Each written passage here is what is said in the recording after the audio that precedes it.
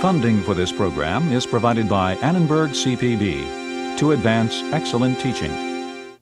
A great religious revival sparked by a man driven to the edge of despair. An explosion of social unrest and bitter political conflict. Together, they gave old enemies new battle cries and shook Christendom to its very core. The Reformation, this time on the Western tradition.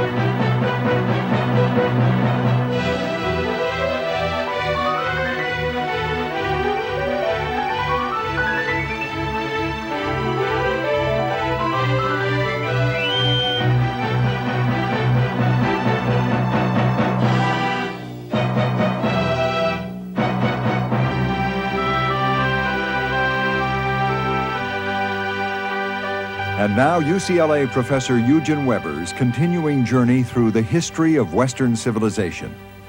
A lot of history is about kings and queens and battles because for a long time so much of history turned around kings and queens and battles. The whims and personalities of princes and of the great men who served them influenced policies, made wars, made treaties, affected the lives of everybody else. Now, this rule had been suspended during part of the Middle Ages when power had been restricted to a local scale, but as the 15th century turned into 16th, modern monarchs and modern monarchies appeared. They wanted to be all-powerful, and they persuaded their subjects that indeed they were, or at least they should be, all-powerful. Even their guardian angels were considered more important than the angels that guarded people of lesser rank. There was Louis XI of France, who lived in the 15th century, Ferdinand of Spain, who straddled the 15th and 16th centuries, and Henry VIII of England, who was born the year before Columbus sailed and who died in 1547. These were the fathers of the modern state. It would take centuries to be perfected, but from the very beginning, the modern state pursued four major tasks. First, to secure obedience, to neutralize all possible challengers, to gain the monopoly of force, to maintain law and order, to make the violence it exerted the only legitimate violence. And what this meant, you can see in the gibbets that figure prominently in a lot of paintings. The second thing the state had to achieve was to exert control over economic life, to facilitate the circulation and exchange of goods, to grasp as much as possible of national income. Third, it had to refocus patriotic identity from the local to the national scale. Here we see not only Henry III of France, but also the lily, or fleur de lis, which had become the symbol of French royalty. And finally, the state had to dominate or control the religious life of society, or at least ally itself with the representatives of religion. Now, we've already seen that the rise of the modern state was dependent on both the growth of a modern economy of capital and account books like this one, and on the arms that new technology made possible and the new economy made affordable. But it also owed a great deal to the revival of Roman law, which had survived in Italy, and which after the 13th century spread through Europe, carried by lawyers trying to strengthen the king against the clergy and against his feudal vassals. Roman law carried the idea of an absolute ruler, the princeps, whose will was law. This combined with another classical ideal, that of the hero, who is practically a god, strong, benevolent, and wise. This heroic royal figure was going to incarnate what we today describe as nationalism, a sentiment of patriotic pride in origins and in past glories, which would be used to justify present dominion and future greatness. By the 16th century, Italians, Spaniards, and Frenchmen learned to sing the glory of their particular country, to glorify a national character or a national tongue. German humanists compared the German past to that of ancient Rome and inspired this triumphal arch for their king and emperor Maximilian. Shakespeare's plays praised England, disparaged its neighbors, exalted patriotic sentiment. The reference to the past which inspired the present could also focus on the ideal figure of the prince who personified his people and the nation. In theory, the prince answered the need for a strong central authority to impose unity and order. In practice, the material interests of most princes were served by more law and order. More law and order improved revenues. Regular revenues paid for the regular armies that could impose more law and order and squeeze more revenues, thus further increasing the central power. With this increasing centralization of the state, the modern relationship between the central authority and the individual subject and taxpayer began to take shape. So did the representative institutions, the councils, parliaments, estates, that mark the modern West and that are all related to taxes. When states and rulers no longer turned for aid to vassals but to all their subjects, they had to win their consent. But popular assemblies composed of all the citizens, as in the ancient Greek cities, were not feasible where the number of people and the distances between them were too great. And so, as a substitute for personal attendance, there developed the concept of representation, the idea that certain men, elected or appointed, could speak for other men or cities, or estates. Some of these representative assemblies became instruments of opposition to royal authority, but for the most part, their very existence gave disparate territories a sense of unity they had not had before. Voting taxes and paying them didn't just affect the purses of people, it affected their minds as well. At the same time, the princes needed administrators. In France, whose kings were best served in these matters, there were some 12,000 civil servants in 1505, 1 to about 1,250 people. 400 years later, there would be one for every 70 French men and women, and today there are almost as many state employees as there are citizens to be administered.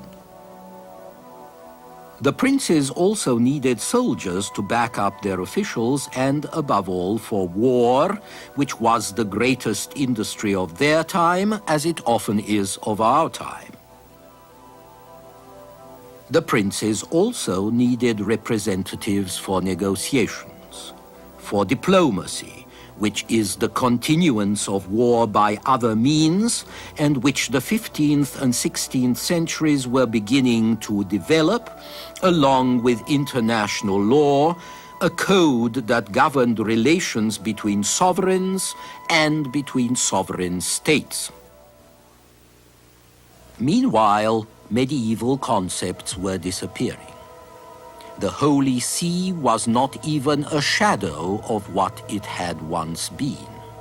The Pope was an Italian prince trading in what merchandise he had: ecclesiastical appointments, dispensations from the application of church law to permit divorce, absolve from adultery or even murder, indulgences which provided remission of sins in return for worthy acts, or better still, in return for payment. As for the emperor, like Sigismund of Hungary here, who was crowned in 1411, he had no power to tax or to impose his will outside his own territories. He was simply the highest bidder in the auction for the imperial crown of the Holy Roman Empire. In 1519, for example, Charles V, King of Spain, was the winner. He had the backing of the great banking houses, especially the Fuggers of Augsburg, who advanced most of the money to buy the electors and the Pope, and who, just as importantly, refused to credit the bank drafts of Charles's competitors. It's from this point on that the power of money or finance capital dominates the world. Financial power created the armies with which the new emperor conquered his enemies and kept his huge empire together.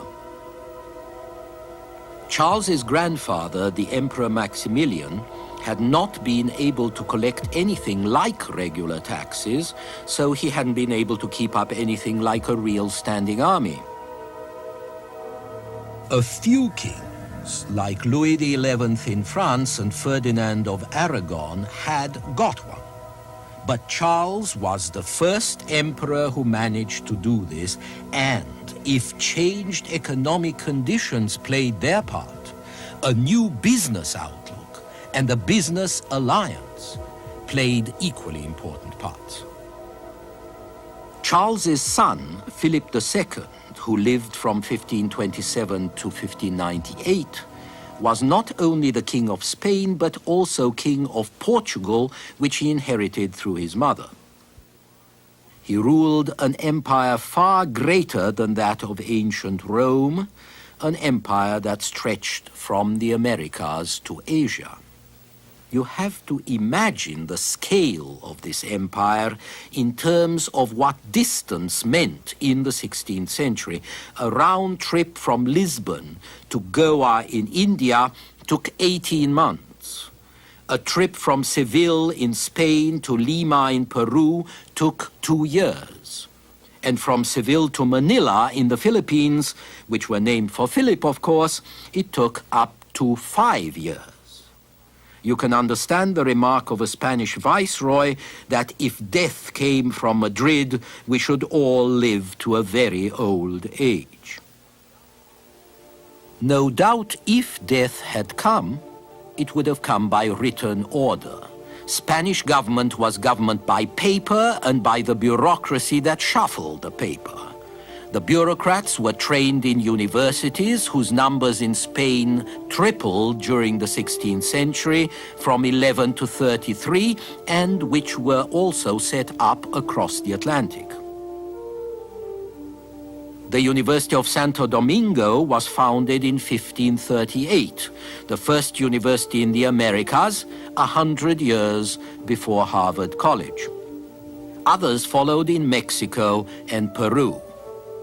And it was the flow of capital in the form of gold and silver from America that paid for the universities and the bureaucracy, that lubricated the wheels of commerce and fueled the military and political supremacy of Spain through the 16th and the 17th centuries. So Spain's American empire made her European empire possible.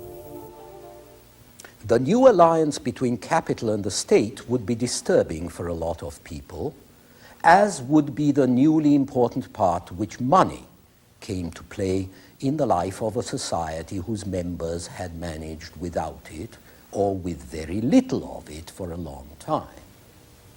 There were waves of speculation, waves of bankruptcies, and these didn't just affect the bankers and the merchants, but also a whole series of dependent industries and enterprises and, of course, workers.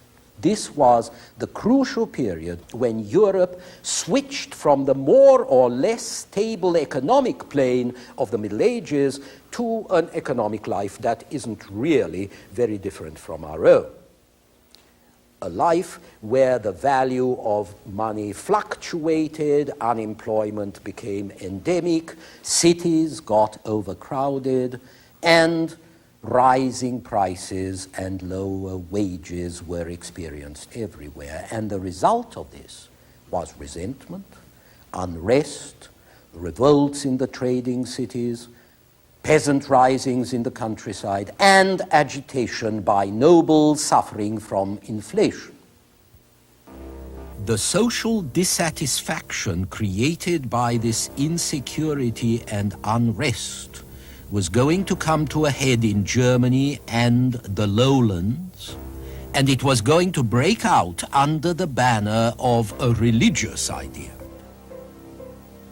On October 31st, 1517, a monk named Martin Luther, who taught theology at the University of Wittenberg in Saxony, nailed on the door of the castle church 95 theses, that is, propositions or arguments against the papal misuse of indulgences and absolution.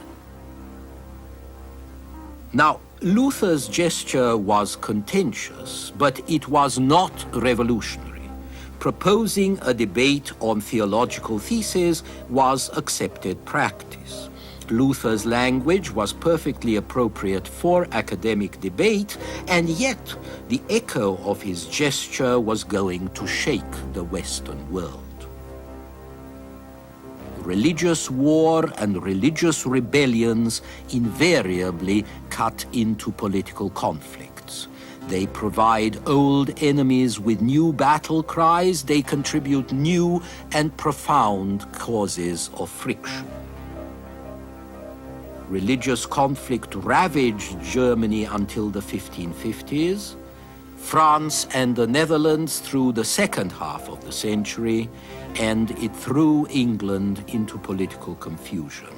Within one generation, the seamless robe of Western Christendom was rent. From then on, men stood divided by Christian faith as much as by political allegiance or economic interest. This was the Protestant Reformation. Now, obviously, a religious contest on this scale doesn't break out in an irreligious society. Luther himself is evidence of this. He was driven to the verge of madness by uncertainty and doubt and guilt and the terrible fear that he could never achieve salvation, until he realized that it's not what you do or don't do, it's what's inside you that counts. Your faith in God and in His salvation, His free, forgiving mercy, that are more important than your weakness, your failings, your feeble attempts to atone. The problem that upset Luther, that terrorized him before he found his justification in faith, this passionate anxiety, also upset and frightened a lot of other people and made them listen to Luther when he found a solution to his own problems and offered it as a solution to their problems, a way to achieve salvation, which, as Albrecht Dürer, the painter, put it, opened up new worlds to me. Another evidence of contemporary religious concern is late Gothic art of a flamboyant style that showed off for all to see just how much money and how much art men would invest in the palaces of God. But the age of flamboyant Gothic is also an age of flamboyant piety. This was the time when we begin to get images of the suffering Christ and images of the heart surrounded with thorns, which would be followed by the future cult of the Sacred Heart, and fraternities of the Passion that still survive today in Central and South America and in Spain. There was also the devotion of the Rosary, which is a way of praying and honoring the Virgin by reciting 150 Hail Marys, and a whole host of other practices glorifying the Lady who appeared more and more like the channel of the grace her divine Son provided for men. And from the Virgin, one moved back to her mother, St. Anne, whose great vogue came at the turn of the 15th century and beyond, with the growth of the theory of Immaculate Conception, first of the Virgin, then also of her mother. Even Erasmus wrote that he had been devoured with piety for her since his tenderest youth. This, incidentally, was also a time when many male babies, as well as female, were baptized Anne, such as the French Duke and Marshal Anne de Montmorency. It was also a great time for pilgrimages, with Venice fostering a whole new industry of pilgrimages to the Holy Land. Law courts sometimes sentenced the guilty party to a pilgrimage to one or another sanctuary, where today they would inflict a fine. Along with this, there was an entire cult of relics, various objects from the lives of the saints, even parts of their bodies. At the same time, the Church was printing up indulgences and bringing out hundreds of writings, first for the priests, then for the public, translated from Latin or written directly in French, German, English for the middling bourgeoisie which ignored Latin, and for those pious women who could read. If we look at contemporary art, we can hardly find a Flemish painting without a pious image pinned to the wall. In the 15th and 16th centuries, more and more, God and the saints operate very close to the human plane, and the new naturalism of the artists reflects a growing familiarity or desire for familiarity between the worshipper and the worshipped. This was a period in which the plastic arts provided the imagination with a vision of a very human Christ, and above all, a very humane one, infinitely pitiful and suffering and good, very close to men and women who could recognize their own image on the panels and the paintings which once upon a time bore images of idealized and superior figures. A very human Christ, a very human Virgin Mary, a vast family of saints. Altogether, then, there was no sense in the 15th and 16th centuries that the springs of faith were drying up. There was no loss of interest in religion, no hostility to the old practices. On the contrary, the impression one gets is of a lot of piety and a great appetite for the divine with a great variety of expression. And yet, as far as one can tell, there was also a sense of unease, a discomfort, a certain vague aspiration toward something else. And it came from that new class that had been moving up, not only in riches, but also in influence and status. And these were the people who manufactured and traded and practiced law in the growing urban centers, the city burghers whom we now describe as the bourgeoisie. In our next program, we shall see how their concerns and their interests were going to shake the Western world. Until then.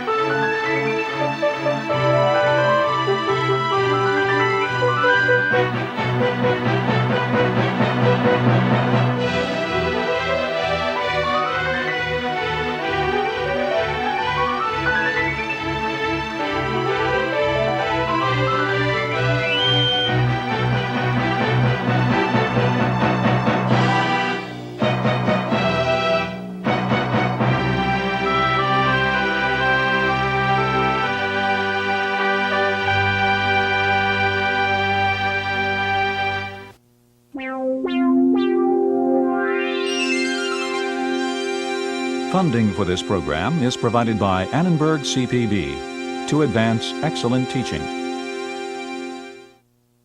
For information about this and other Annenberg CPB programs, call 1-800-LEARNER and visit us at www.learner.org.